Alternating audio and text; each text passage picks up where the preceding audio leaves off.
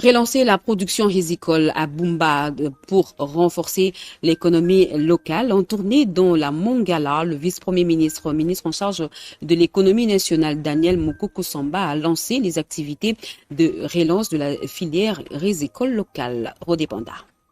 Lancement officiel des activités de la relance de la production rizicole locale dans la province de la Mongala, c'est dans la cité des Bonda, territoire du même nom, qu'a eu lieu cette cérémonie. Tour à tour, le directeur général de la société rizicole de Bumba, directrice générale des PHC, ainsi que le gouverneur de la Mongala ont salué cette initiative gouvernementale. Tous ont mis en avant un projet structurant qui intègre les communautés locales dans un modèle économique garantissant des débouchés aux producteurs et favorisant la transformation industrielle du riz.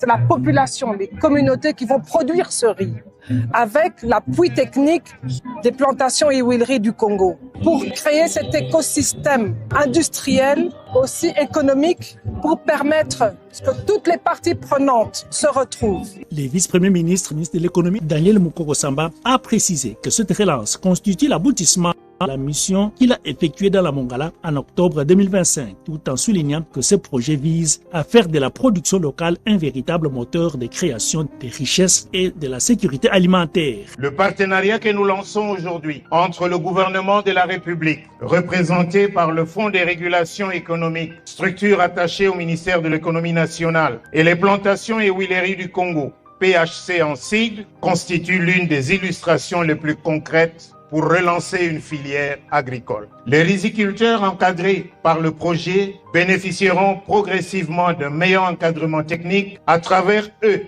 ce sont des consommateurs qui pourront accéder à un riz de qualité à un prix plus stable. À l'issue de son intervention, Daniel Mukoko Samba a donné le coup d'envoi de ce projet Ribumba Losonabisomo. Ce programme prévoit d'accompagner près de 30 000 producteurs, d'installer 7 unités de transformation et d'atteindre une production de 250 000 tonnes de riz, son budget global rendu public à ce stade.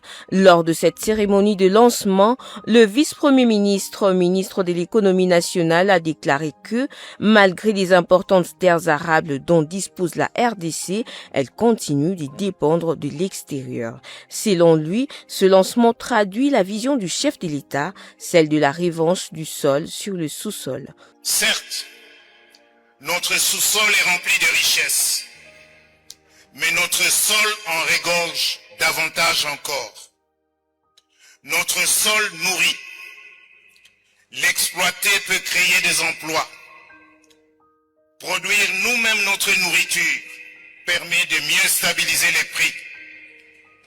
Il est donc temps que les immenses potentialités agricoles de notre pays occupent enfin la place qu'elles méritent dans notre développement économique.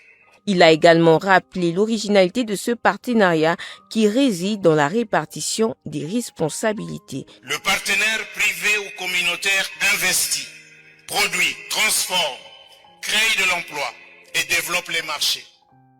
L'État, quant à lui, ne se substitue pas à l'entreprise.